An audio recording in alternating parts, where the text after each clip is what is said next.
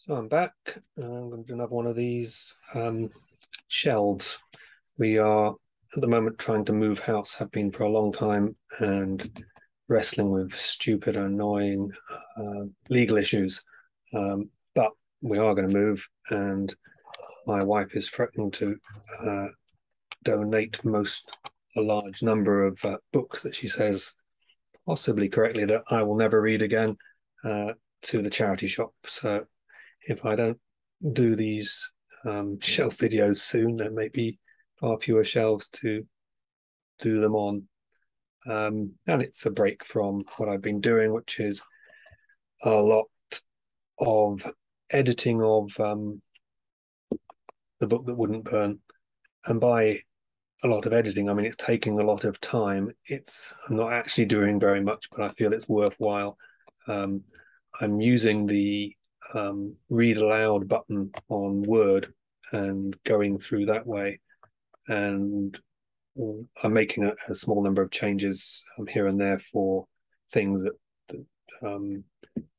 some test readers have pointed out. But a lot of things I'm doing is just catching typos and repeated words that the copy editor and myself and all the other readers have missed, because I find that when you let the computer read them, they suddenly spring out. They're in your face. There's a missing a. You should have a the there or something.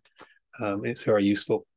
Though, if I show you the edited text, has these typography commands in it, and when they get read, you get some strange results. Text break. Squinting eyes face full out. Minutes later, Levi crashed through Milan's door and stared around. So those two angle brackets there got called a squinting eyes face, and some of the pronunciations of names are quite amusing. But yeah, it's a very useful tool, so I can recommend that if you've got time, at least, because it does take a long time to read through the whole thing. Okay, so we're doing this stuff on the shelves, and I'm onto my second shelf, which contains a lot of bees. And I did want to just jump back to the previous shelf, where missing from my run through of the A's was this book by Thiago Abdallah, A Touch of Light, which had newly been sent to me and I reviewed quite recently. So it was a bit of a shame it wasn't actually on the shelves when I did it. And he also sent me Prelude to Ashes, which is a lovely hardback novella. And those are I haven't read the novella yet, but the Touch of Light, it's epic fantasy, griffins and kind of a zombie plague thing, an analog to it. All sorts of magically enhanced warriors and lots and lots of world building. It's got a pretty steep learning curve, but if you like epic fantasy, then you may well like that. I'm just going to turn the light on because it looks a bit gloomy in here. There we go. Now you can see the gleam off my skull properly. So onto the shelf that I'm actually dealing with, which is the B shelf. Bit of a blurry shot there. I don't have a camera. I borrow my wife's cast-off smartphone, but it's very old and rather crap. So I'll do it in 3 sections again so we can actually see what we're looking at, and even then it's a little hard. There's a couple of Thieves' Worlds books there by Robert Asprin. They look ancient, the sort of yellowed paper and all foxed. They're from the 1980s. I still have difficulty thinking of the 1980 as ancient, but I guess 42 years. They have not aged well in terms of the paper, and I've never read them, so maybe I never will. Maybe they'll go to the charity shop. Next up is Faye the Wild Hunt by Graham Austin King and The Law of Prometheus. I haven't read the first one. I did recently read The Law of Prometheus. It was Graham comes to BristolCon, and he gave me both of these at that convention in different years. But The Law of Prometheus was a semi-finalist in the SPFBO contest. And I read it and I really liked it. Yeah, it's really good. It's a modern day sort of set in Iraq, as an Iraq war veteran and a nurse, and they get taken captive and they are spending most of their time in an underground laboratory being tortured, but it's an attempt to produce superpowers in them. The people that are captured are people who have demonstrated some sort of weird capability under duress at some point in their lives. And it all comes together, and lots of action and violence, and a lot of frustration, but then the writer uses frustration in order to make the payoff when there is some payback, all the sweeter. So that's good writing. I enjoyed it. And we come to the ones right in the middle there, which is the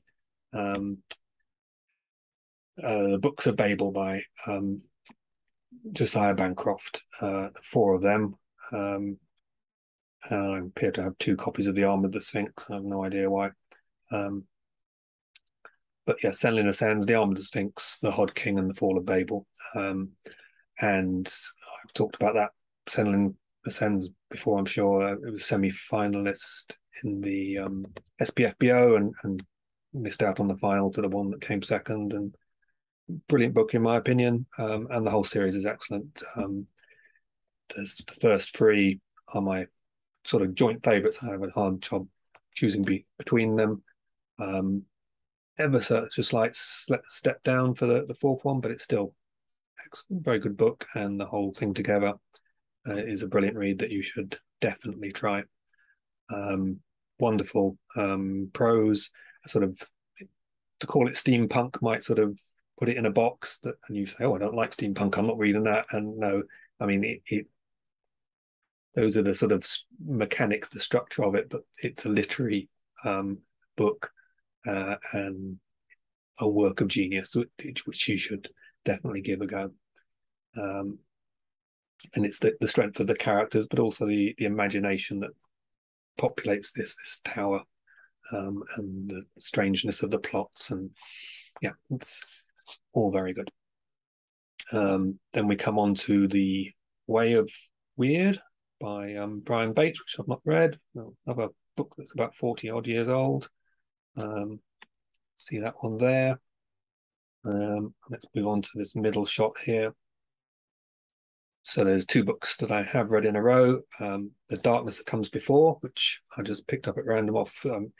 I spent an awful lot of time in hospital with my daughter over the years, and there's sort of racks of books in these children's hospitals that the parents have bought in and abandoned, or just donated to this, and you can pick one off, and this was one I picked off from there, and I enjoyed it. It's you can see that Baker, who wrote it, is a very clever guy, and it's a very cleverly written book.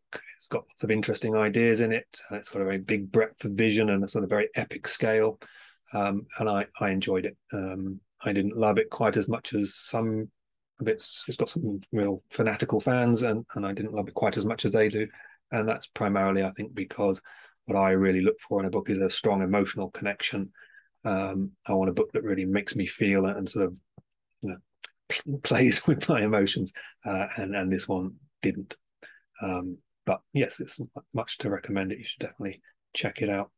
A dark fantasy, grimdark. Yeah, I guess it came very high on my sort of. I've got a blog post that ranks books by grimdarkiness, and I think it was like number 2 on that list, with Beyond Redemption by Michael Fletcher at the top, and Prince of Thorns was 3rd, and just keeps on. That's not quality, that's grim darkness. And the next book I also got in a hospital connection. I was nipping out during a stay, trying to pick some books at speed to read while I was staying with my daughter. And one of the staff at Waterstones sort of sold me on this one, saying how good and strange it was. And it's again even more literary than Darkness That Comes Before. It's a literary book, basically literary fiction, but with some fantasy element to it. The conceit is that all of a sudden, for no apparent reason, everyone stops being able to sleep apart from our main character, and so society sort of falls apart, and the sleepless become a kind of analog for the zombies, and has strange effects on their minds. And it stumbles at the end, but certainly a well worth reading, I thought, though it's got quite a low average on Goodreads, much like, I guess, The Magicians, which is also another literary fantasy. Some literary fantasies, you get your sort of regular, and I'm not in any way trying to put anyone down, but your regular fantasy reader, and they stumble into something that's written in a much more literary vein, and it's not what they were looking for. They're not used to that sort of thing, and they give it a low mark. Whereas someone who reads literary fiction as well may well find a lot to love there. And it's also an interesting book because the author, Adrian Barnes, I think, died shortly after it was published. He had a brain tumor, and the way in which he's discussing these people falling apart because they're not able to sleep, he said afterwards that his brain tumor was having, sort of breaks down your cognition and your thinking processes, and it was having a similar effect on him. So the next book after Nod is Greg Bear's Legacy, which I've heard of but not read. And then there's this Mallory Blackman, Noughts and Crosses, which seems to be a very successful book, but I've not read it. Don't know anything about it. And then there's the Secret Crusade, which is by, what's his name? Oliver Bowden, it looks like. And that's an Assassin's Creed book. This Bowden guy has sold an enormous number of books under the IP of Assassin's Creed.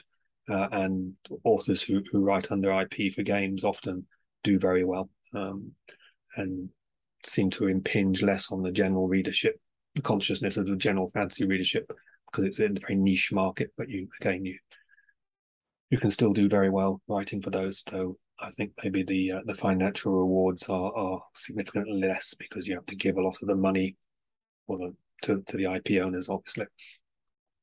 And then after that is a book that's quite hard to see, but it's Lythandi by Marion Zimmer Bradley, and that's another Thieves World book, not one of the 12 numbered ones, but some random one lumped in with them. Again, I've not read it or any of those Thieves World ones. And then at the end of the shelf, we come to a big bunch of big fat Peter Brecht books, Peter V. Brecht. And I've read all of those. We don't actually seem to have a copy of The Warded Man, which is the first one. But we do have the Skull Throne, Desert Spear, the Daylight War, and then there's an Ark of the Core there, and then slipped in just between those two books in the middle is a little novella called Great Bazaar. I really liked the Warded Man. I thought that was a great read. Had a lot of things to offer. Sort of basically classic epic fantasy, but with a sort of more modern presentation and a very good idea to do with these demons and these runes that ward them off. It did feel like the quadrilogy went a bit downhill, but it was from a high start. So I don't think that the books were not good, but they just, each one seemed a little less good to me, and that can happen.